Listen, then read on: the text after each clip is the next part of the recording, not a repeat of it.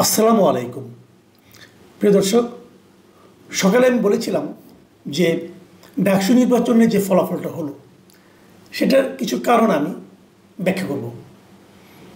আসলে অনেকগুলো কারণ আছে যে শিবিরের এই ভূমিদল জয় অথবা অতি আত্মবিশ্বাসী ছাত্রদলের যে ধরাশায়ী হওয়া,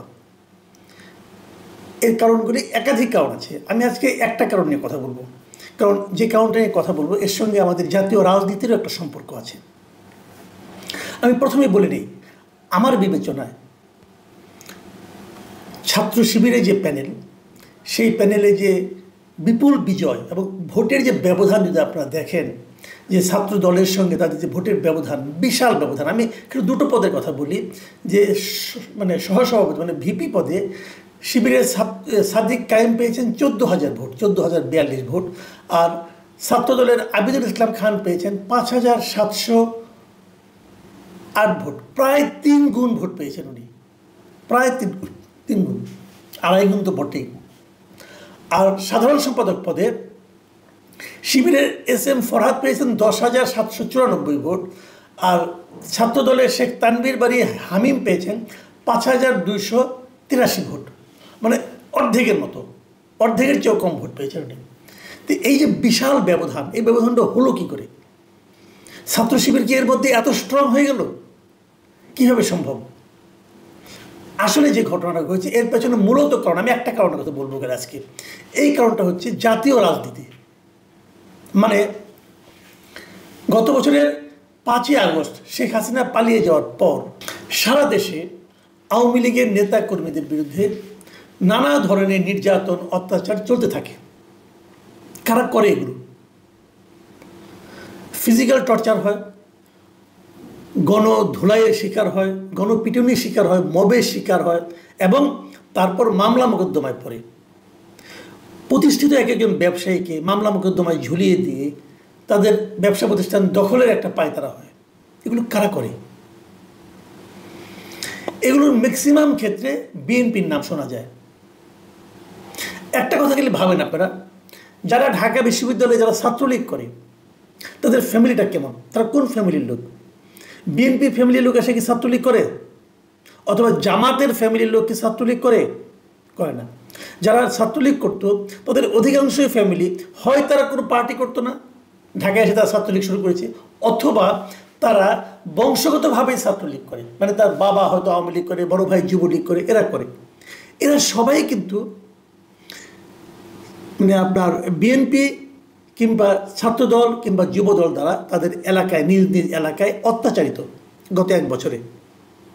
আপনারা হিসাব মিলে দেখবেন, আপনার নিজের পাশের বাড়িতে যোগাযোগ করে দেখেন, আপনার এলাকায় আওয়ামী লীগের বিভিন্ন পুরনো যারা নাকি নেতাকর্মী ছিলেন তাদের বিরুদ্ধে যত মামলা হয়েছে, ভুয়া মামলা হোক, সাজানো মামলা হোক, অথবা জেনুইন মামলাই হোক, যত মামলা হয়েছে এই মামলাগুলির বাদী কি?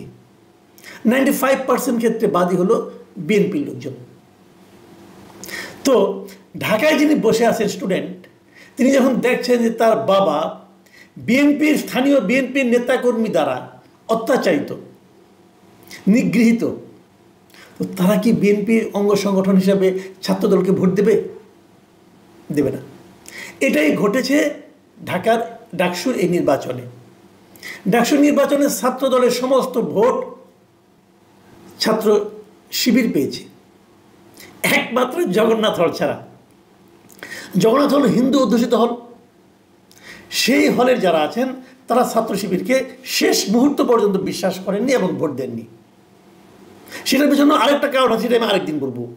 তো এখন এই যে ছাত্রলীগের ভোটগুলো ছাত্র দলে না যে শিবিরে গেল, এই হিসাবটা কিন্তু ছাত্র দল কিংবা তাদের যে মাদার অর্গানাইজেশন বিএনপি তারাও করতে পারে নাই। আমি আপনাকে একটা ছোট্ট উদাহরণ দিয়ে বলি, যে রোকেয়া হল মেয়েদের হলগুলোতে ছাত্র শিবির জিতবে এটা কিন্তু কেউ চিন্তাও করেনি। তারা জিতলো কেন? ওই কারণে মেয়েদের হলগুলোতে ছাত্রলীগে যারা ছিল তারা সবাই ছাত্র শিবিরকে ভোট দিয়েছে। এইভাবে কিন্তু ভোটের পার্থক্যটা গড়ে উঠেছে।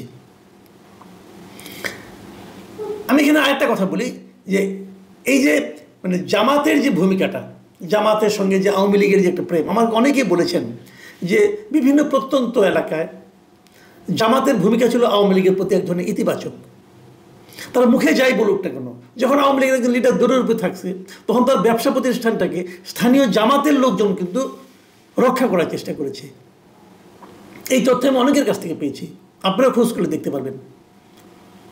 আর এটা ছিল জামাতের একটা টেকনিক, যে তারা সারা দেশে মুখে, ঢাকায় তারা মুখে বিভিন্ন সময় আওয়ামী লীগকে নিষিদ্ধ করার জন্য আওয়ামী লীগ বিরোধী কথাবার্তা বলবে, কিন্তু মাঠ পর্যায়ে তারা আওয়ামী লীগকে এক ধরনের সাপোর্ট দিয়ে গিয়েছে। কেন? আওয়ামী লীগের সমর্থনটা তাদের দিকে আনার জন্য। এই জিনিসটা কিন্তু দেখেন আজকেই এই ডাকসু নির্বাচনের পরে আওয়ামী লীগ বিএনপির একজন শীর্ষস্থানীয় নেতা মির্জা আব্বাস ব্যাপারটা বুঝতে পেরেছেন বলে মনে হলো আমার কাছে। উনি কিন্তু মানে খুব সরল ভাষায় কিছু কথাবার্তা বলেছেন, এবং উনি বলেছেন যে এই আওয়ামী লীগের সঙ্গে আতাত করে এই শিবির ডাকসু নির্বাচনে জয় পেয়েছে। এটা হলো ওনার অভিযোগ। ওনার কথাটা কি? ওনার কথাটা আমি কোট আনকোট আপনাদের পড়ে শোনাই। উনি লিখেছেন, উনি বলেছেন, আমি বলতে পারি না ঢাকা বিশ্ববিদ্যালয়ে জামাতে ইসলামের এত ভোট কোত্থেকে আসলো, আমার তো হিসাব মেলে না ভাই। ওনার হিসাব কিন্তু মিলছে না। কেন মিলছে না? কারণ ওনারা সরল বিশ্বাসে রাজনীতি করতে আসছেন। আপনি আওয়ামী লীগের জন্য কিছুই করবেন না, আর ভাববেন যে আওয়ামী লীগের লোকজন আপনাকে ভোট দিবে। কেন দেবে না? এই জিনিসটা না বোঝার কোনো কারণ নেই। কেন বুঝেন না এই কথাটা? উনি দেখেন আরও কি বলেছেন, ওনার আর দুটো কথা বলে তারপরে ব্যাখ্যা করছি। উনি বলেছেন, যখনই তারা বিভিন্ন দল একসঙ্গে বসেন, তখন জামায়াতে ইসলামের নেতারা বারবার উল্লেখ করেন যে ভাই খেয়াল রেখেন আওয়ামী লীগ যেন আর কোনোদিনও আসতে না পারে। মানে যখন সবাই একসঙ্গে বসে, তখন জামাতের নেতারা এই কথা বলে যে আওয়ামী লীগ যেন না আসতে পারে। আবার আমরা সেভাবেই চললাম, আর তলে তলে আওয়ামী লীগের সঙ্গে আতাত করে ছাত্রলীগের সকল ভোট জামাত নিয়ে নিল। মানে কি অসহায় মানে কি অসহায় আত্মসমালোচনা অথবা আত্মোপলব্ধি। যে রাজনীতি জিনিসটা কি ভাই? রাজনীতি কিন্তু সিরাতুল মুস্তাকিম না, এটা কোনো সহজ পথ না। রাজনীতিতে অনেক কিছুই ঘটবে। এই জামায়াতে ইসলামের রাজনীতির কাছে আমার এখন মনে হচ্ছে বিএনপি বুঝি শিশু।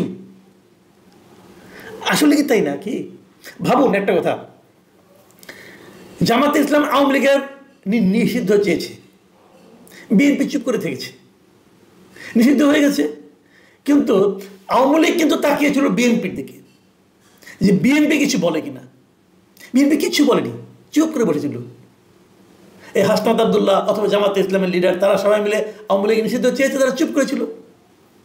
তা আওয়ামী লীগ বিএনপির প্রতি কি প্রীত হবে? একতরফা প্রেম করবে? করবে না তো। কেন করবে?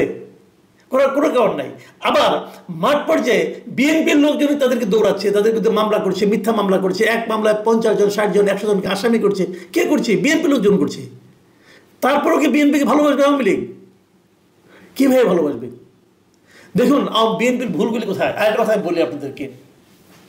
কয়েকদিন আগে আপনারা দেখলেন মুক্তিযোদ্ধারা একটা গোল টেবিল বৈঠক করলো। সেই বৈঠকে জামাতের লোকজন কিন্তু, সে নিজের পরিচয় জামাত দিয়েছে, পরে জামাত বলেছে যে উনি ব্যক্তিগতভাবে গিয়েছেন, আমার হয়ে যাননি। ভাই, জামাত একটা ক্যাডার ভিত্তিক দল, তারা না পারলে সে যাইতো। জামাতের লোকজন অ্যাটাক করলো, মব করলো, করে তাদের অ্যারেস্ট করে নিয়ে গেলো। কাদের নিয়ে গেলো? মুক্তিযোদ্ধাদের নিয়ে গেলো। তাদের পক্ষে বিএনপি একটা শব্দ বন্ধ উচ্চারণ করলো না।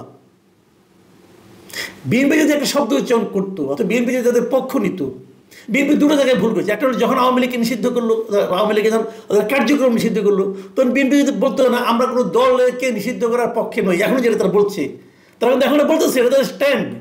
তো এই স্ট্যান্ড তারা আওয়ামী লীগের সময় কেন চুপ করে থাকলো? তারা যদি তখন সেটা বলতো, তাহলে কিন্তু আওয়ামী লীগের সিম্পেথিটা তাদের দিকে থাকতো।